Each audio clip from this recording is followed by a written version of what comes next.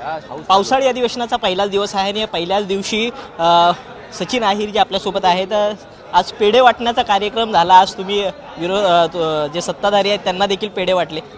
आज छत्रपती शिवाजी महाराजांच्या पुतळ्याला हार घालून जे महाविकास आघाडीचा जो भरघोस कौल लोकांनी दिलेला आहे त्याचा काही क्षणासाठी आनंद आम्ही व्यक्त केला. दुसऱ्या बाजूला लोकांची बेरोजगारी, लोकांना शेतकऱ्यांचे प्रश्न हाही आहे. आणि विधानसभा सत्र सुरू व्हायच्या अगोदर हे आम्ही वाटण्याचं काम पत्रकारांना केलं, आमदारांना केलं आणि संकुचित मन न ठेवता आम्हाला आता यश मिळालं. म्हणजे हा फक्त आम्ही यशाचेच आम्हीच भागीदारी आहोत. हा आनंदाचं क्षण सर्वांबरोबर आम्ही केलं. समोर मिटकरी भेटले म्हणून त्यांना दिलं. हे त्यांना भरवलं तर त्यांनी खाल्लं पण. आता ते म्हणतात ते गोड लागलं आहे, स्वाभाविक आहे, पेढा गोडच लागणार आहे. पण गोडचा अर्थ काय घ्यायचा तर तुम्ही घ्या. पण ही संस्कृती आहे महाराष्ट्राची आणि ती जतन करण्याचं काम मला असं वाटते आम्ही या निमित्ताने का होईना सर्वांना त्याचा आनंदामध्ये सहभागी करून घेण्याचं काम करतोय.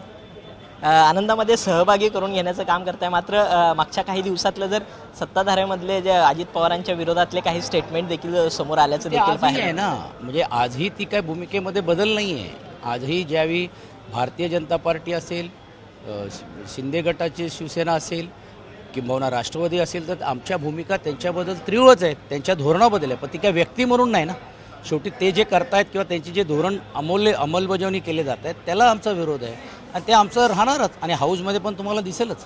आज एक संजय राऊत म्हणाले की विधानसभेच्या निवडणुकीला एक मुख्यमंत्री पदाचा चेहरा जो आहे तो द्यावा लागेल असं स्वरूपाचं स्टेटमेंट दिलेलं आहे. त्यांचं स्पष्ट मत होतं की असं ही निवडणूक काय सहजासहजी नाही आहे. आपल्याला जर लोकांसमोर जायचं असेल तर एक चेहरा घेऊन जावा लागेल. हा सुतोवाच त्यांनी केलेला आहे. अर्थात इतर पक्षाचं वेगवेगळं मत असू शकतो पण हा सुतोवाच केला तर किमान त्याची चर्चा होते. ती चर्चा होईल, वरिष्ठ स्तरावरती होईल, राज्यस्तरावरती होईल आणि त्यातून काहीतरी स्पष्ट समोर दिसेल.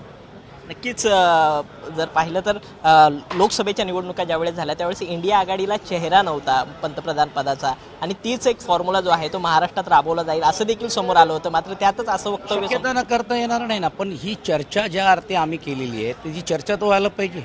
ते चर्चा अंतिम स्तरावरती काय होईल ना होईल. पण काहींना असं वाटते काही लोक देव पाण्यात ठेवायला लागलेले आहेत. त्यांना असं वाटते बिघाडी होईल आघाडीमध्ये. अजिबात नाही.